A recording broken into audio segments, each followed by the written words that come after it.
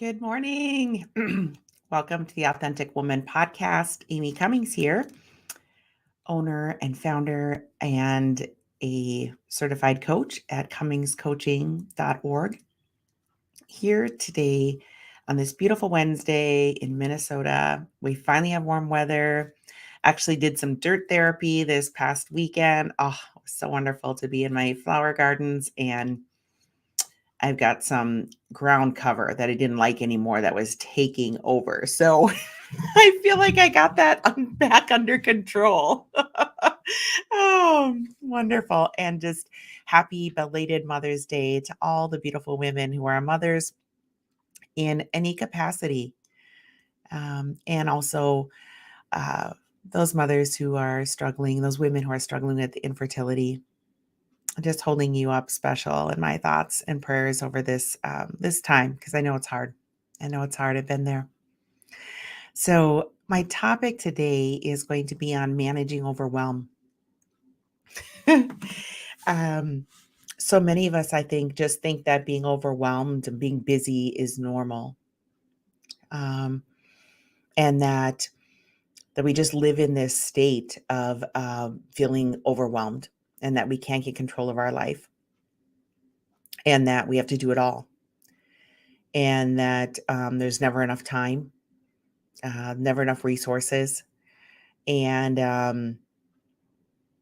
the fact of the matter is, overwhelm comes because of a couple reasons. One is that we don't have the skill that we need to manage our life. One of the other reasons is we aren't humble enough to ask for help. We need to do it all ourselves, and it needs to be perfect. It needs to be done the way I need to have it done. I know I fall into that. And overwhelm also comes because we don't manage our time well. And when we have a managed calendar and schedule, we will eliminate a great amount of our overwhelmed feelings. And we won't take out that irritation, frustration, resentment, angst. I mean, all of the things, because I've been there, that we do on, and my husband normally gets the brunt of it. Right. And I'm get more impatient with our child, or even like projecting that it's their fault that I'm feeling overwhelmed. No, I have control of my thoughts. I have control of my schedule. I have control of saying yes or no to things I'm asked to do or to join. And so it's important that in order to manage overwhelm, that we have some systems and we have some ideas to help us move from these hopelessness thoughts, right, of being overwhelmed, and moving our thoughts to positive, productive thoughts regarding overwhelm. So instead of, I can't do this, I just have so much, I can't do it. A positive thought would be, how can I do it, right? How can I do it? And maybe that is getting help, or saying no, or taking something off your plate, or rearranging, your schedule, your routine. Also, when you're feeling overwhelmed, I think those words just tumble out of our mouths as if they're like some badge of honor, right? I feel overwhelmed.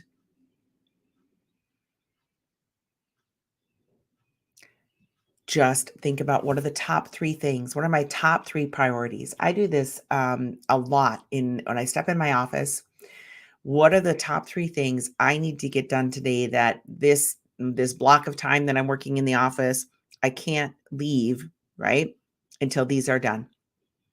Or I will feel great success and accomplishment by having these done. So what are those 3 things? And just write them down, and then just start making those 3 things happen. That is going to move you out of overwhelm as well. Um, Overwhelm, I think, also can lead us to a feeling of being a failure. And part of life involves failing, but how can we learn from it? Failing forward fast and learning from it. It's been my mantra now for 2 years. Also, our perfectionism gets in the way too, right? I want it to be perfect, right? I want it to be done at 120%. And so stalls you out from getting things done. If you're trying to market your business and you got this marketing idea and you need it to be perfect, no, get it out there. Progress over perfection will also help cure some overwhelm. And it will also move you out of that place of being paralyzed. And this thought about managing your calendar, right? You got these boxes of time, right? We all of us only have 24 hours in a day. How are you going to use your 24 hours? What is going to happen in the 24 hours that you were given today by the Lord for you to be productive and present and contribute? And that's going to take planning. And maybe that's a place where you just feel inadequate. But to have the thought that I'm developing new skills every day and I'm patient with my progress in that, right? So that's the thought that's going through your head to help you to overcome the overwhelm and to think of it in a positive light so that you can move into action and it doesn't paralyze you. There are also times of high demand, right? Where it's a season of life. You're starting a business. Maybe you just had a new baby. Maybe someone is sick in your family or you're moving, right? These are things that they're seasons of overwhelm or high demand. Instead of using the word overwhelm, which I think always has a negative connotation, it's a season of high demand. And that's okay to feel kind of that tension of feeling overwhelmed during this season. The legitimate reasons to feel overwhelmed, right? And to give yourself grace during those times. And know that you're going to come out of it and go back into your routine that you've set up, right? And that feeling won't be there forever. Baby's going to grow up. You're going to get moved into that new house. Your business is going to move from being just a baby little newborn business to flourishing, right? So five quick ways to move forward, to get out of overwhelm. Absolute first thing is to be grateful, right? Changing our mind to gratitude does amazing things. So I'm grateful for this dance. I'm grateful for this zoo. I'm grateful for this, chaos that's in my life right now. So turning to the Lord with gratitude in your heart is a great place to start when you're feeling overwhelmed. Number 2, seek the good, right? Remember that life happens for me, not to me. So if this season of high demand is upon you, what can I learn from it? Right? This is where the Lord has me right now, and I'm going to embrace that. All right, number 3, reset expectations. I need to reset expectations for everyone, including myself, right? Right now is not the time maybe for you to do spring cleaning, right? Right now is not the time for you to maybe take on being on a new committee at your church. So knowing like how do I reset expectations, right? Maybe right now you are not able to, scrub your kitchen floor on your hands and knees, just doing it by a mop because it's quicker and gets the job done, right? Might have to be okay right now. And that's okay.